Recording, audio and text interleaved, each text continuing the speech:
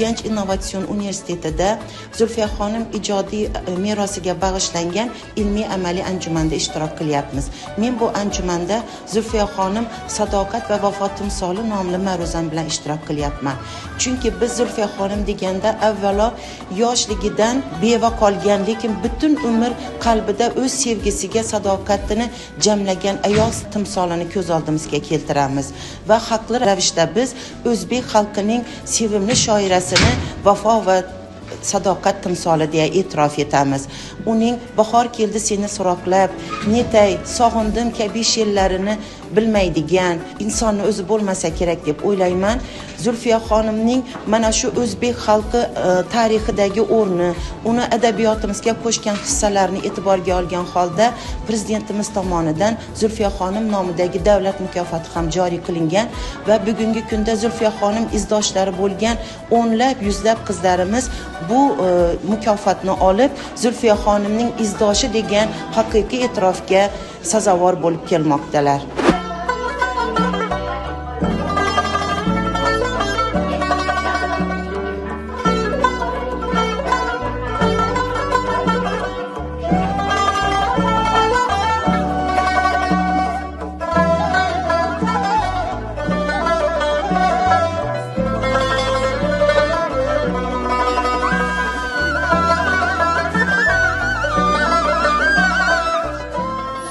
Şairenin bu gününü bütün Respublikamız ayollar qatori Xorazm olima uyushmasi ve innovatsion oliygoh ayollar bilan rahbariyati bilan juda katta bir davrada nishonlayapmiz.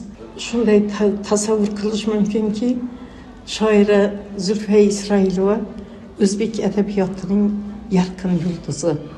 İnsan duygularını samimiy tarzda ifodalagan betakror ijodkordir.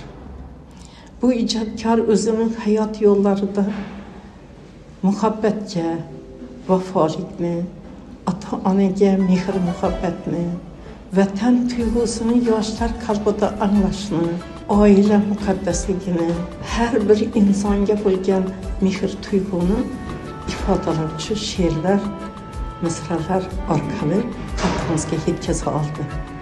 Albatta shoira o'zining ijodida har bir ayol o'zining vafodor yoriga sidqi dildan muhabbatda, e'tiqodda, hurmatda bo'lishini o'rgatadi. Bu esa bugungi kundagi yoshlarimiz turmush tarzini, hayot tarzini chinakamiga o'rganib Zulfiya xonimdan o'rnak olishga to'g'ri keladi. Chunki hozirgi kunda shuncha sharoit bo'lishiga qaramasdan prezidentimiz yaratgan imkoniyatlar, ayollarga bo'lgan yengilliklar bo'lishiga qaramasdan oilaviy buzilishlar bizni chetlagani yo'q. Albatta hammamizga ma'lum, Zulfiya xonim nomidagi davlat stipendiyasi e'lon qilinganligi bu insonni qay darajada ulug'lanishini, davlatimiz qay darajada Zulfiya xonim ijodiga bo'lgan, uni she'riyatiga bo'lgan mehr muhabbati mavjudligini ko'ramiz. Albatta bu bizning xalqimizni, yoshlarimizni ma'naviy, ma'rifiy tarbiyasini chuqur o'zgartirishga va uni o'zida mujassam qilib yosh avlodga singdirishga muvaffaq bo'lyapmiz.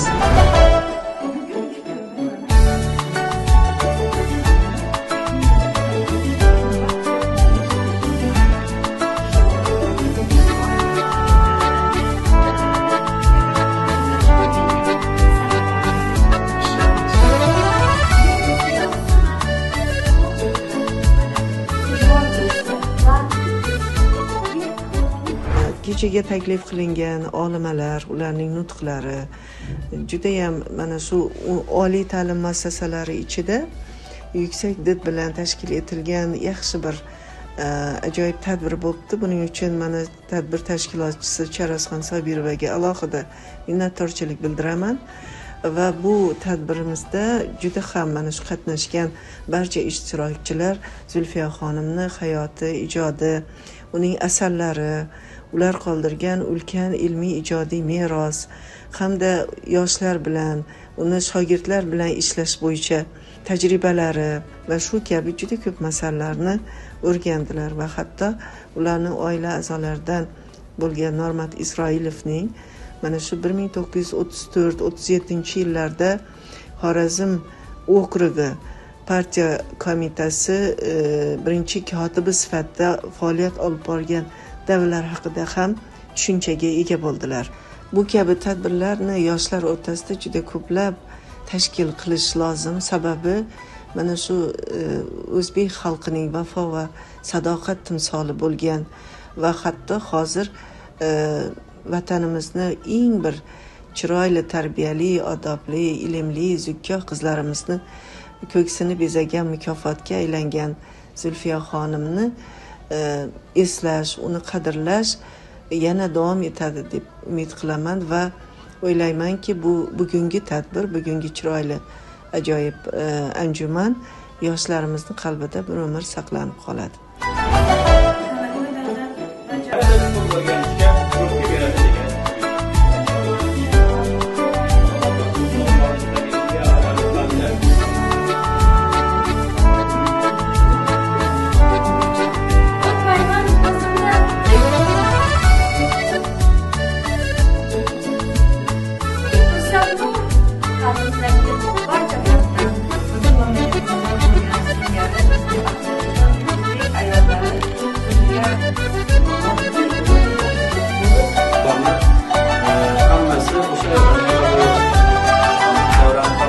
O'zi odatda shoirning ijodini o'rganishda albatta uning shaxsiyati ham e'tiborga olinadi.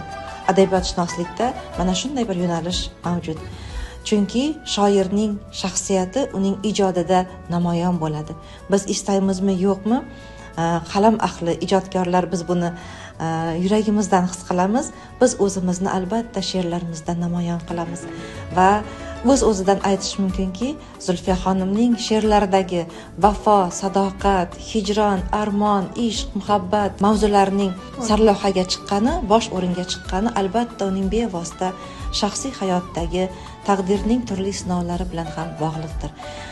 Shoira she'riyatini uning shaxsiyatidan ayro holda o'rganishning iloji yo'q. Chunki ta'kidlab o'tganimdek, uning ruhiyati, uning qalbidan kechayotgan g'alayonlar, uning yuragidagi armonlar albatta uning misralariga ham ko'chgan. Mamlakatimizda yuzlagan Zulfiya xonim izdoshlari bugun fan, ta'lim, madaniyat, she'riyat, adabiyot, sport kabi sohalarda uning timsoli bo'lib, uning bugungi mamlakatdagi yuzi bo'lib maydonga kirib kelmoqdalar va o'ylaymanki, Zulfiyaning ijodiga qayta murojaat qilish, uning ijodidan ilhomlanish, o'rganish bugungi ayollarimizni yanada ma'rifatli qilishda, ularning qalbida, fe'l-atvorida yuksak insoniy fazilatlarni, aynan ayollarga xos bo'lgan, qizlarimizga xos bo'lgan sabr, toqat, shukronalik, sadoqat, vafo kabi muhim insoniy fazilatlarni